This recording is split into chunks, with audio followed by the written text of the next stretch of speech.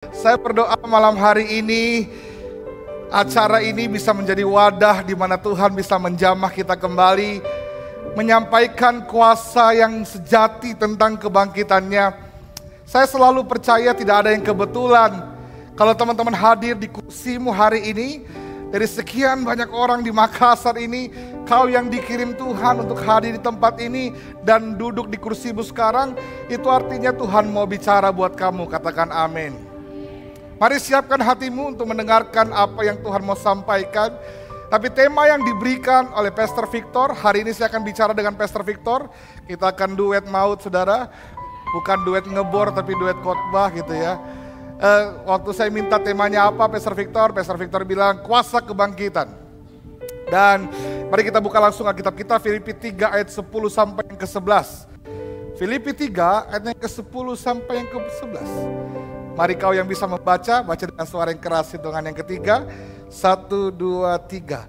Yang ku kehendaki ialah mengenal dia dan kuasa kebangkitannya dan persekutuan dalam penderitaannya, di mana aku menjadi serupa dengan dia dan dalam kematiannya, supaya aku akhirnya beroleh kebangkitan di antara orang mati. Jadi pesan yang baru kita baca adalah pesan Rasul Paulus untuk jemaat di Filipi. Tentang kerinduan Paulus untuk mengenal Kristus, bukan hanya secara pengetahuan, tetapi juga secara pengalaman tentang kebangkitan Kristus. Kalimat yang baik digunakan di sini adalah begini: Paulus rindu mengenal Kristus dan kuasa yang terkandung dalam kebangkitannya. Dari apa yang Paulus sampaikan kepada jemaat di Filipi, next slide, kita dapat belajar sebuah kebenaran bahwa, dengarkan baik, kebangkitan Kristus itu bukan cuma sejarah yang terjadi 2000 tahun yang lalu. Bukan cuma sekedar cerita, tapi ini peristiwa yang berkuasa, yang harusnya kuasanya sampai hari ini terus bekerja dalam diri setiap orang percaya. Katakan amin. Waktu Yesus mati buat kita, dia menunjukkan pengorbanan yang besar. Tapi ketika di hari ketiga dia bangkit untuk kita, dia sedang menyatakan kuasanya yang dahsyat. Dan kuasa kebangkitan Kristus itu seharusnya terus terjadi, dialami oleh setiap orang yang percaya kepadanya. Saya mau kasih tahu buat kita, saya ulang sekali lagi, ketika Yesus mengambil keputusan untuk mati buat kita, itu adalah keputusan untuk menunjukkan kasih yang besar. Karena begitu besar kasih Allah ke dunia ini, sehingga dia korbankan anaknya yang tunggal bagi setiap kita. Dia menunjukkan cintanya buat kamu dan saya. Tetapi bukan hanya itu. Saat dia mati untuk kita, dia berjanji di hari yang ketiga dia akan bangkit. Perhatikan, dia tidak hanya menunjukkan kasih buat kita, tetapi dia juga menunjukkan kuasa. Karena dia juga Tuhan yang bukan hanya mau mati buat kita, next slide, tapi dia juga Tuhan yang sanggup bangkit buat kita. Kebangkitan Yesus itu selalu mengingatkan kita bahwa dia sungguh-sungguh anak Allah. Dialah Tuhan itu sendiri. Dia sanggup mengerjakan segala hal. Tidak ada satupun yang sanggup mengalahkan dia, karena kematian pun dikalahkannya. Saya mau kasih tahu teman-teman, kalau kau punya pasangan terus dia bilang begini, I love you babes, rela kak mati untuk kau. Secantik-cantiknya engkau, sebanyak-banyaknya orang yang mau mati buat kau, kau gak akan pernah temukan orang yang bisa mati buat kau, tapi juga sanggup bangkit buat engkau. Kalau ada cowok yang bilang begini, rela kak mati, kau jengkak, bilang kau begini, coba mau kopai dulu. Kalau sudah kabari mak. Tapi Tuhan kita bukan hanya mau mati buat kita, tapi dia juga Tuhan yang sanggup bangkit buat kita. Karena dia adalah Tuhan. Dia dapat mengerjakan segala hal, hidup mati di tangannya, tidak ada yang mustahil bagi Tuhan. Kebangkitan Kristus seharusnya selalu mengingatkan kita bahwa kita memang menyembah Tuhan yang agung dan maha dahsyat. Dia dapat mengerjakan segala sesuatu, bahkan hidup mati ada dalam kendalinya. Perhatikan, ini kalimat yang bagus. Kalau hidup mati saja ada dalam kendali Tuhan, apalagi hidup kita. tidak ada satupun yang terjadi dalam kehidupan kita yang di luar kendali Tuhan. Kalau kehidupan dan kematiannya saja dalam kendalinya, apalagi kehidupan dan kematian kita dan semua yang terjadi dalam kehidupan kita. Kalau ada hal yang buruk menimpamu hari ini, bukan berarti karena Tuhan gagal mengendalikan hidupmu. Kalau ada peristiwa yang tidak menyenangkan terjadi dalam hidupmu, bukan berarti Tuhan tidak sanggup menghentikannya. Bukan berarti Tuhan tidak sanggup menyelesaikannya. Bahkan kalau seringkali kita bertanya, Tuhan kenapa ada sakit penyakit yang terjadi dalam hidup kita? Padahal dia Tuhan loh. Kalau sakit penyakit itu terjadi, bukan karena Tuhan tidak cukup berkuasa menyembuhkannya. Dia sanggup mengendalikan segala sesuatu. Tetapi justru karena dia Tuhan, dia tahu segala yang terbaik buat kita. Artinya begini, kalau kita nggak tahu, kita perlu belajar untuk gak sok tahu. Dan percaya kepada yang Maha Tahu. Boleh kasih tepuk tangan buat Tuhan kita. Hanya karena kamu gak mengerti, bukan berarti itu gak baik. Hanya karena kamu gak suka apa yang terjadi, bukan berarti Tuhan gagal mengerjakan sesuatu dalam hidupmu. Dia Tuhan yang Maha Agung. Dia mampu mengerjakan segala sesuatu. Dan kebangkitannya adalah bukti bahwa dia Allah yang berkuasa. Dia Tuhan yang berkuasa. Hari ini saya dan Pastor Victor mau bagi buat kita. Teman-teman tentu bisa menemukan Alkitab mengajari kita banyak kuasa yang terkandung dalam kebangkitan Kristus. Tapi saya mau ingatkan beberapa hal. Kuasa apa saja yang terjadi dalam hidup kita orang percaya saat kita mengimani kebangkitan Kristus dan menerima kebangkitannya. Next slide. Ada 3 kuasa yang saya mau bagi bersama Pastor Victor hari ini. Tentang kebangkitan Kristus bagi orang percaya.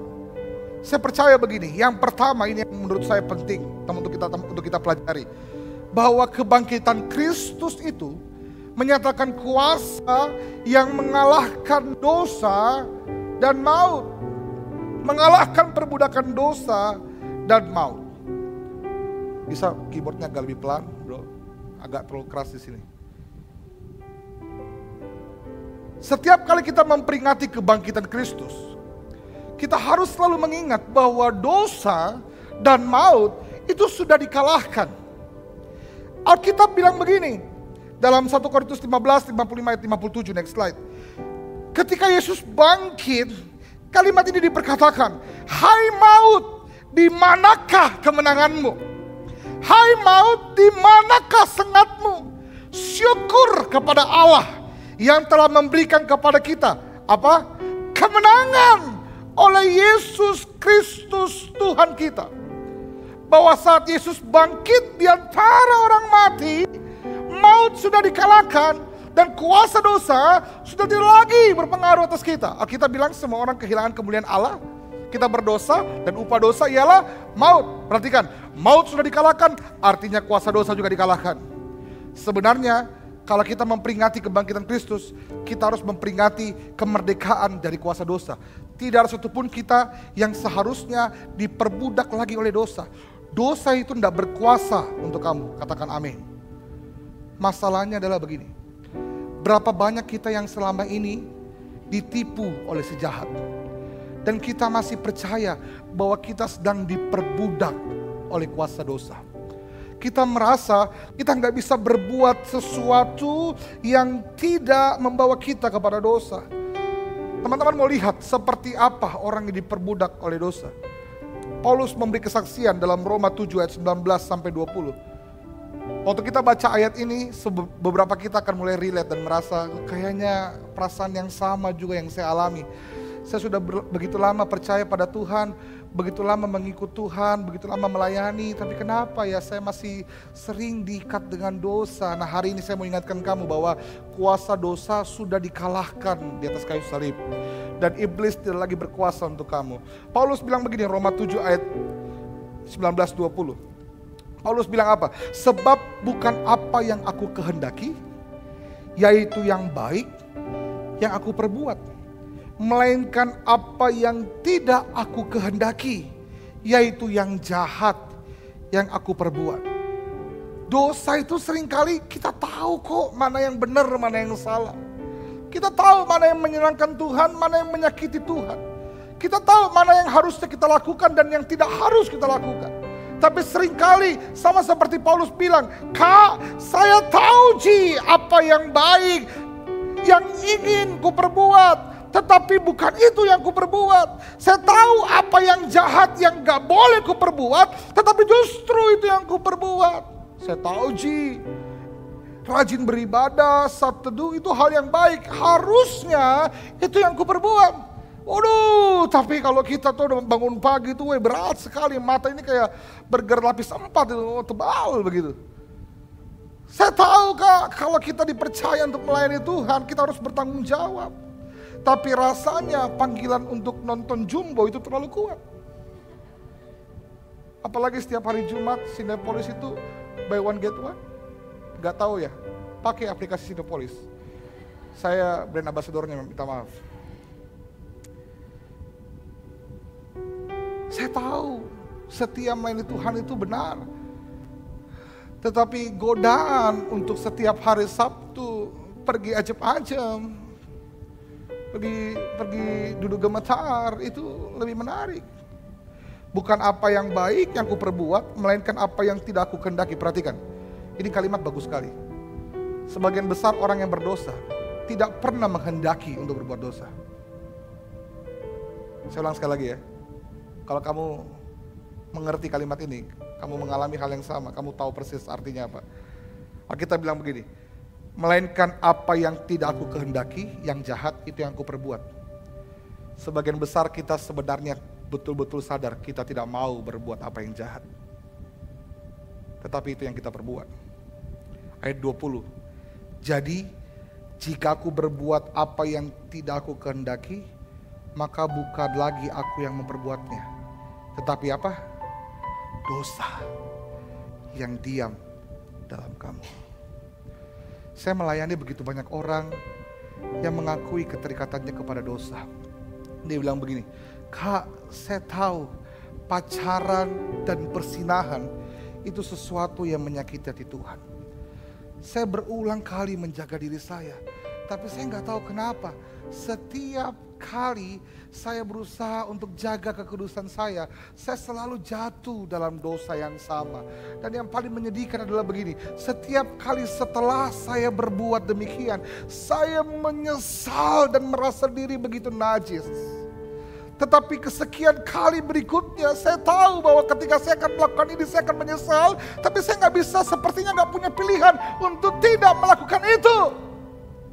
Saya tahu Kak, kalau malam itu saya izinkan pacar saya nginap di kosan saya, malam chaos terjadi. Tapi saya seperti nggak bisa tahan diri saya. Saya nggak bisa bilang tidak. Apa yang tidak ingin ku perbuat, justru itu yang ku perbuat. Apa yang ingin ku perbuat, malah tidak ku perbuat. Ini ciri orang yang terikat dengan dosa. Paulus bilang apa? Matius 7 ayat 14-15. Sebab kita tahu bahwa hukum Taurat adalah rohani, tetapi aku bersifat daging, terjual di bawah kuasa dosa. Sebab apa yang aku perbuat dan aku tidak tahu. Perhatikan baik, kalimat ini bagus. Karena bukan apa yang aku kehendaki yang aku perbuat. Perhatikan, Paulus ngomong ini bagus sekali. Tetapi apa yang ku benci, itulah yang ku perbuat. Sebagian besar kita bahkan tahu persis segala sesuatu yang salah. Bahkan tidak sedikit kita yang sampai membenci perbuatan dosa. Tetapi sepertinya kita tidak punya kuasa untuk tidak melakukannya. Saya melayani dari teman-teman yang dia tahu persis, Kak, setelah saya melakukan dosa, saya pasti akan menangisi hidup saya. Saya tahu ini hal yang salah, tapi kenapa ya saya sepertinya gak punya kuasa. Dari sini kita mengerti bahwa dosa bukan hanya sekedar masalah, tapi dosa adalah sebuah perbudakan. Iblis mau kamu percaya bahwa kamu diperbudak oleh dosa. Padahal kebangkitan Kristus adalah bukti bahwa kuasa dosa sudah dikalahkan. Kamu sudah dibebaskan. Kamu sudah dimerdekakan. Kita harus belajar untuk tidak mau ditipu oleh iblis. Katakan amin. Tidak ada satu kita yang hari ini diperbudak oleh dosa.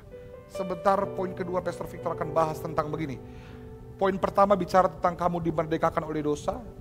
Tapi Pastor Victor akan bahas poin yang kedua, kuasa kebangkitan memberikan kita kesempatan untuk hidup yang baru.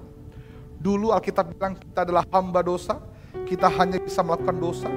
Tapi waktu Yesus mati buat kita, bangkit buat kita, sekarang kita punya kesempatan untuk tidak lagi diperbudak dosa, tetapi untuk menjadi hamba kebenaran, melakukan apa yang benar. Boleh kasih tepuk tangan buat Tuhan kita.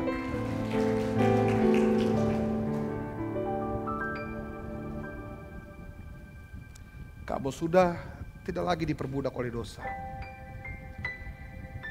Sebentar kita akan berdoa. Bagi setiap kita yang masih terikat dalam dosa tertentu, saya berdoa hari ini kamu merayakan kebangkitan Kristus, tanda kemerdekaanmu. Semua harga dosa sudah dibayar lunas di atas kayu salib. Dan harusnya engkau tidak lagi dikuasai olehnya. Bukan hanya tentang kuasa dosa, tetapi Tuhan juga mengalahkan maut. Saya pelajari maut apa yang begitu menyeramkan yang menanti orang-orang yang berdosa. Ternyata maut sesungguhnya bukan hanya tentang penderitaan dalam kehidupan kekal dalam neraka. Tapi penderitaan sesungguhnya, maut sesungguhnya yang Yesus kalahkan adalah ketika Yesus mati di atas kayu salib. Kemudian di atas kayu salib dia tergantung. Teman-teman ingat peristiwa ini? Dan dia berkata begini, Eloi, Eloi, lama sabatani. Allahku, Allahku, mengapa engkau meninggalkan aku? Di saat itu, untuk sesaat, Yesus harus mengalami kematian bukan hanya jasmani, tapi kematian yang disebut kematian rohani. Karena Yesus menanggung semua dosa-dosa kita. Dosamu, dosaku dilimpahkan padanya. Sehingga karena dia dipenuhi oleh dosa, Allah yang kudus harus memalingkan wajahnya dan dalam sesaat berpaling dari Tuhan yang ditumpahi oleh dosa kita. Pada saat itu Alkitab berkata Allah seolah-olah meninggalkan Yesus dan Yesus mengalami keterpisahan dengan Tuhan. Tahukah saudara bahwa upah dosa yaitu maut sesungguhnya adalah apa? Mari kita baca firman Tuhan dalam Yesaya 59 ayat 2. Ini upah maut dari dosa. Tetapi yang merupakan pemisah antara kamu dan Allahmu ialah apa? Segala kejahatanmu, dan yang membuat dia menyembunyikan diri terhadap kamu sehingga ia tidak mendengar ialah segala dosamu. Tahukah kamu bahwa ternyata upah dosa yang sesungguhnya bukan hanya tentang siksaan di api neraka, tetapi tentang keterpisahan dengan Allah. Bahwa dosa-dosa kita itu membawa kita terpisah dari Tuhan. Dan tahu gak, waktu Yesus menangis tentang penderitaannya sebelum dia disalib, Alkitab bilang keringatnya keluar seperti darah. Apa yang Yesus takutkan? Apakah hanya penderita jasmani? Saya rasa bukan. Apakah tentang penderitaan siksaan badani? Saya juga rasa bukan. Tetapi menurut saya penderitaan terbesar yang harus Yesus hadapi pada saat itu, dia tahu persis adalah untuk sesaat dia harus mengalami keterpisahan dengan Allah. Bagi Yesus penderitaan sesungguhnya adalah keterpisahan dengan Tuhan. Hari ini kita gak pernah ngerti. Kita cuman pusing tentang urusan jasmani. Sakit kita gak sembuh, masalah kita gak selesai, doa kita gak dijawab. Kita gak pernah pusing dan pernah perhatikan keadaan rohani kita. Padahal justru keterpisahan rohani adalah maut yang mematikan kita. Ada dua jenis kematian, saya selalu jelaskan ini. Kematian yang pertama kematian jasmani, putus nafas. Yesus mengalami kematian jasmani, di akhir kisahnya dikatakan Yesus berteriak kepadamu, laku serahkan nyawaku, itu putus nafas. Tapi kematian yang kedua adalah kematian rohani, yaitu terpisah dari Allah. Di Taman Eden, waktu Adam dan Hawa diberikan perintah, Tuhan bilang begini, semua pohon boleh kau makan, tapi buah pengetahuan yang baik dan buruk jangan kau makan. Karena saat kamu memakannya, kamu akan mati. Waktu Adam dan Hawa makan, mereka mati jasmani enggak? Tapi mereka mati rohani. Mereka harus diusir dari Taman Eden. terpisah dari Allah. Tahukah kamu bahwa kekosongan hidupmu, kesepianmu, kesendirianmu itu bukan tentang hal jasmani, tapi itu tentang hal rohani. Kenapa kamu terus merasa kosong? Kau sudah ganti pacar 10 kali. Yang ke-11 mirip Ronaldo. Tapi tidak cukup untuk mengisi kesepianmu. Akhirnya apa? Kau cuma tuntut terus orang. Makanya kenapa selalu pacarmu berujung kepada hal-hal yang toksik? Kak, kenapa nih kalau saya bangun hubungan selalu ujung-ujungnya toksik?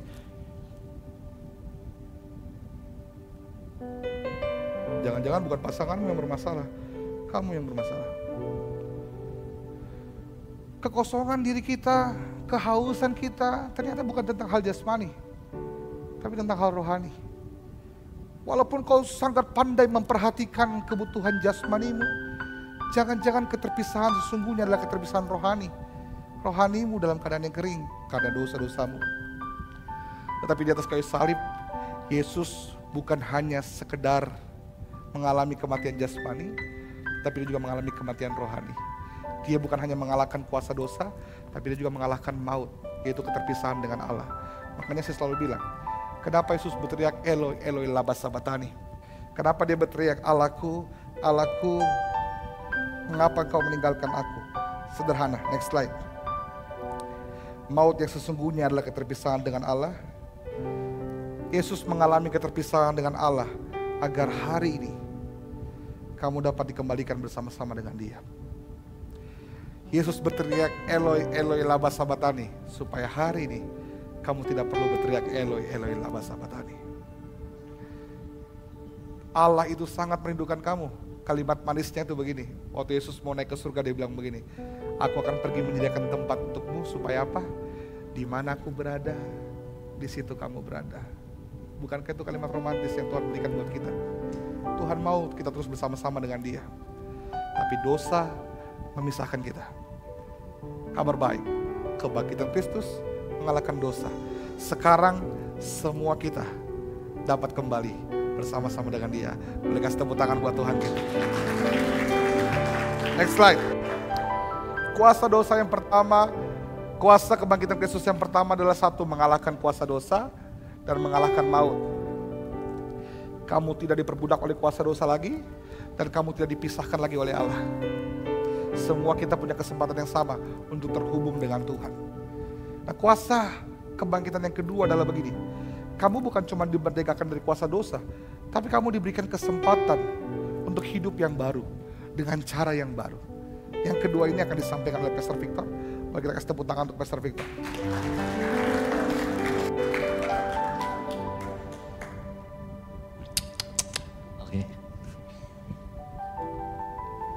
Oke, shalom. Hari ini saya tidak akan stand up, tapi saya akan menyampaikan firman Tuhan, jadi jangan berharap saya melawak ya. Oke, di poin yang kedua ini berbicara tentang memberikan kehidupan yang baru. Jadi tadi di poin yang pertama kita sudah dibebaskan dari dosa, keterikatan dosa. Mari kita baca sama-sama di dalam Roma pasal yang ke-6 ayat yang ke-4.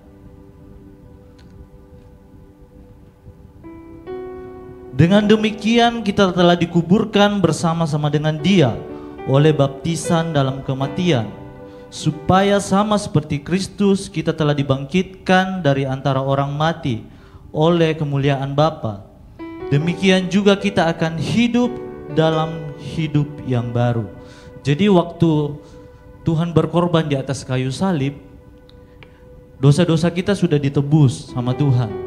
Melalui kebangkitan Kristus, kita mendapatkan kesempatan untuk dilahirkan secara rohani. Jadi kelahiran yang dimaksud ini bukan berarti bahwa kita masuk kembali ke rahim ibu kita terus kita dilahirkan kembali. Tetapi ini berbicara tentang rohani, kerohanian kita. Hidup kita yang lama sudah kita tinggalkan. Karena apa? Kita sudah ditebus oleh Kristus. Kebangkitan Kristus memberikan kuasa untuk mengubah hidup lama menjadi hidup yang baru. Meninggalkan pola pikir yang lama dan perilaku yang lama, dan hidup di dalam kebenaran dan kasih setia Tuhan. Jadi kalau hari ini teman-teman semua masih hidup sama seperti hidup teman-teman yang kemarin, masih hidup di dalam dosa, berarti teman-teman tidak menghargai kematian Yesus di atas kayu salib.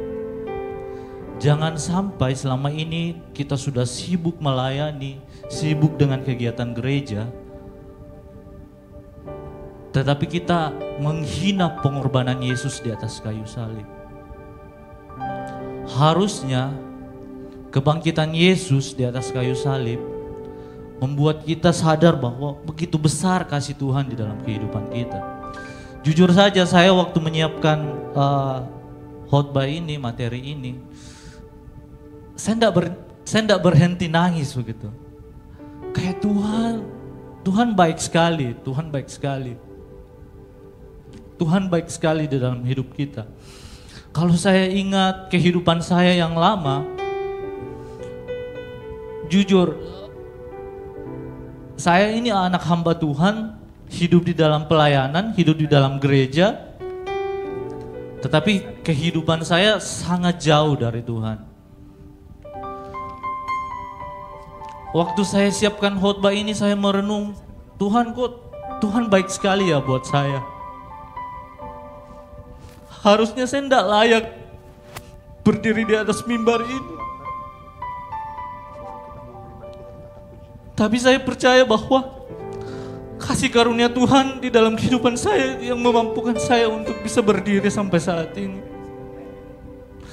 Mungkin saja saya bisa jatuh, saya bisa hancur, tetapi saya percaya karena Tuhan mau, ada sesuatu yang Tuhan mau kerjakan melalui kehidupan saya.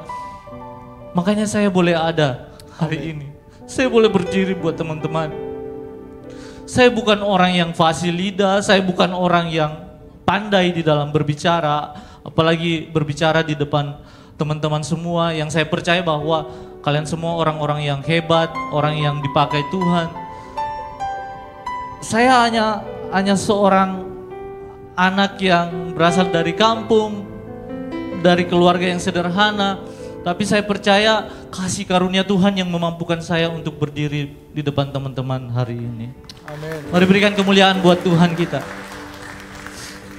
Kebangkitan Kristus memberikan kita hidup yang bebas, terbebas dari belenggu dosa. Kita tidak lagi diperbudak oleh kuasa dosa, tetapi kita hidup di dalam kasih karunia Tuhan. Nah, waktu kita sudah dibebaskan dari kuasa dosa, apa yang perlu kita kerjakan di dalam kehidupan kita? Apa yang perlu kita kerjakan setelah kita dimerdekakan dari dosa? Next slide. Mari kita baca di dalam 2 Korintus ayatnya pasal yang kelima ayat yang ke-17 dikatakan, jadi siapa yang ada di dalam Kristus, dia adalah ciptaan yang baru. Yang lama sudah berlalu, sesungguhnya yang baru sudah datang. Jadi waktu Yesus berkorban di atas kayu salib, ternyata Tuhan memberikan kehidupan yang baru buat kita semua. Amin. Kebenaran di sini berbicara tentang pribadi Yesus. Jadi kebenaran bukan teori yang dipelajari, tetapi pribadi yang perlu kita kenal. Jadi kebenaran itu bukan hanya sekedar kata-kata atau sebuah kalimat, tetapi yang saya pelajari ternyata kebenaran itu adalah sebuah pribadi. Pribadi Yesus yang sudah berkorban buat kita. Kalau kita menjadi hamba kebenaran dan kebenaran itu ada di dalam Kristus, maka kita adalah menjadi hamba Kristus. Dan menjadi hamba Tuhan adalah satu-satunya perhambaan yang akan memberikan kemerdekaan yang sejati. Jadi hamba Tuhan itu bukan cuma berbicara tentang pendeta atau pelayan di gereja, tetapi semua kita yang sudah menerima penebusan dari Kristus, kita adalah hamba Allah, hamba Tuhan.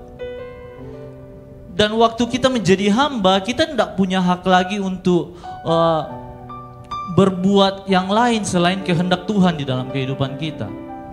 Makanya penting untuk kita menghargai pengorbanan Tuhan di atas kayu salib untuk kehidupan kita.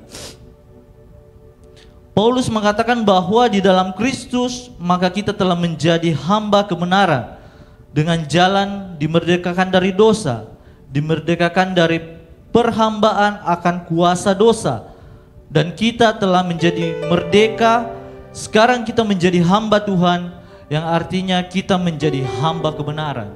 Waduh, jadi ternyata waktu kita sudah Tuhan menebus dosa kita di atas kayu salib, kita tidak lagi menjadi hamba dosa, tetapi kita menjadi hamba kemerdekaan di dalam kehidupan kita. Amin. Menjadi hamba kebenaran di dalam hidup kita. Semakin lama kita hidup di dalam dosa, semakin sedikit waktu kita hidup di dalam kebenaran. Nah, ini terkadang yang menjadi pola pikir yang salah buat kita anak-anak muda. Sering kali kita berpikir bahwa saya masih muda, Ji. Saya masih punya banyak waktu. Nantilah tunggu tua baru kita bertobat. Ya, ini yang menjadi seringkali keliru di dalam kita. Kenapa?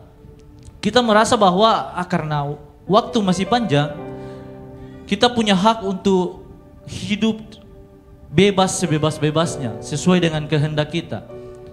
Dan dulu saya juga berpikir seperti ini. Saya berpikir bahwa nantilah umur 30 baru bertobat.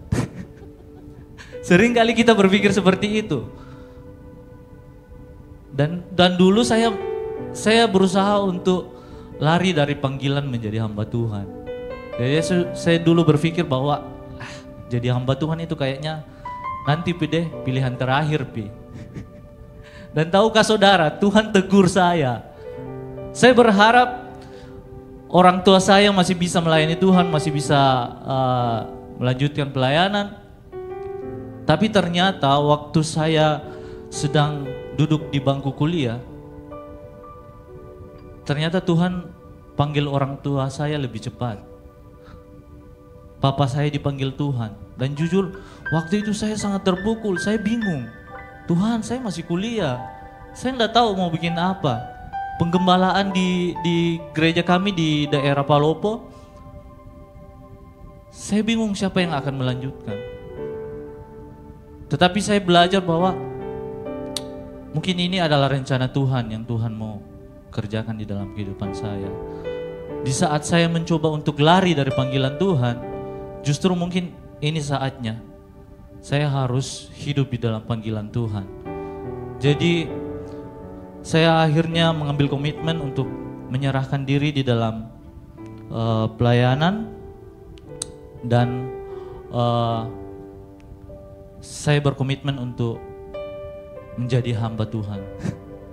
Walaupun belum berhenti dari pekerjaan, tetapi saya percaya ini adalah jalan Tuhan yang Tuhan mau kerjakan di dalam kehidupan saya. Next slide. Di dalam Roma, di dalam Roma 6 ayat 17 sampai 18 dikatakan, tetapi syukurlah kepada Allah, dahulu memang kamu hamba dosa, tetapi sekarang kamu dengan segenap hati telah mentaati pengajaran yang telah diteruskan kepadamu. Kamu telah dimerdekakan dari dosa dan menjadi hamba kebenaran. Tidak ada satupun apa yang kita miliki di dalam dunia ini yang bisa kita pakai untuk membalas kasih Tuhan di dalam kehidupan kita. Harta, jabatan tidak bisa. Seberapa banyak pun harta yang teman-teman miliki, itu tidak bisa membalas pengorbanan Tuhan di dalam kehidupan kita.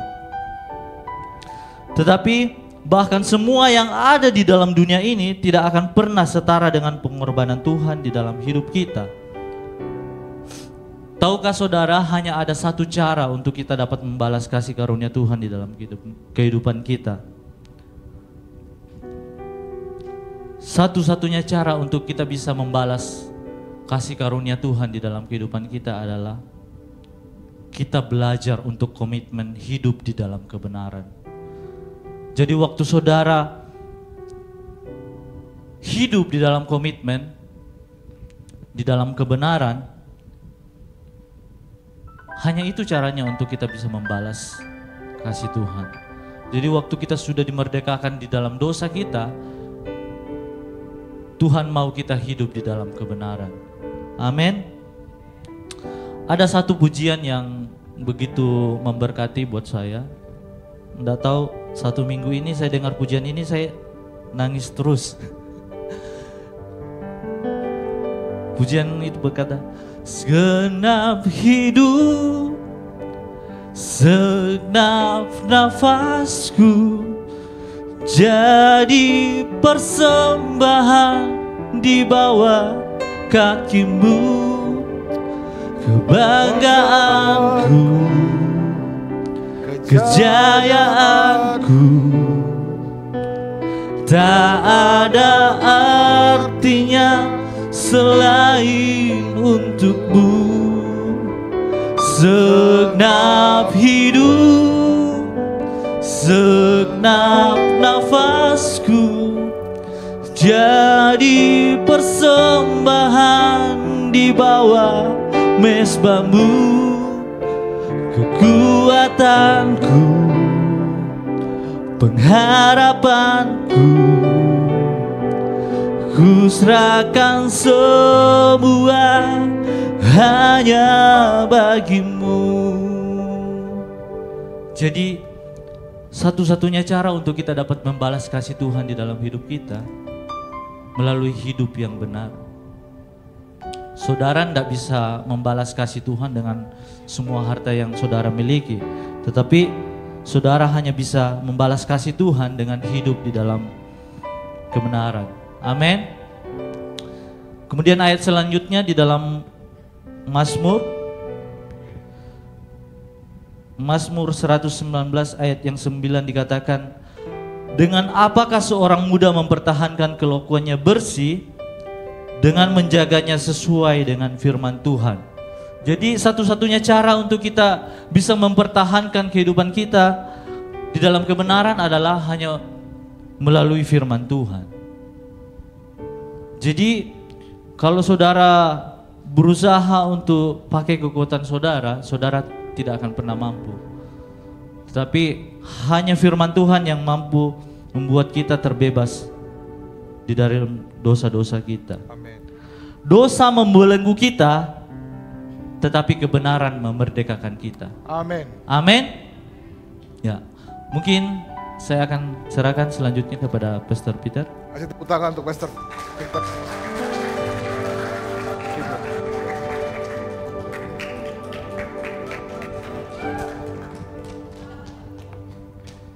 Tuhan tidak hanya memerdekakan kita, tapi Dia kasih kita hidup yang baru. Sadar atau tidak, ini kebenarannya. Kamu suka atau tidak, semua manusia itu hanya akan mengabdi kepada apapun. Kita itu diciptakan memang pada dasar kodratnya itu hamba. Maka dari awal kita ini hamba dosa. Tapi Tuhan memerdekakan kita dan berikan kita kesempatan untuk menjadi hamba kebenaran. Kenapa kita harus jadi hamba kebenaran? Perhatikan baik. Karena kalau kau tidak menjadi hamba kebenaran, kamu akan menjadi hamba yang lain selain dari kebenaran. Sadar atau tidak, setiap kita pasti akan menghamba pada sesuatu. Tapi izinkan dirimu hanya dapat diperhamba oleh apa yang benar. Supaya hari demi hari hidupmu semakin benar dan menyenangkan Tuhan. Kasih tepuk tangan buat Tuhan kita.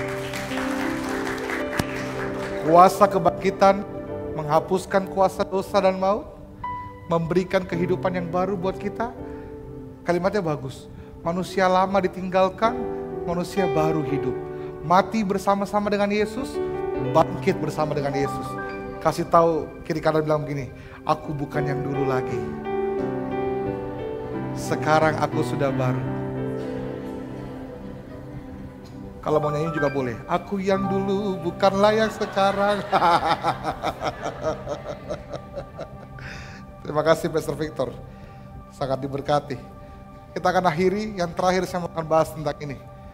Kebangkitan Kristus itu memberikan kita kuasa. 1, mengalahkan kuasa maut dan dosa. 2, memberikan hidup yang baru.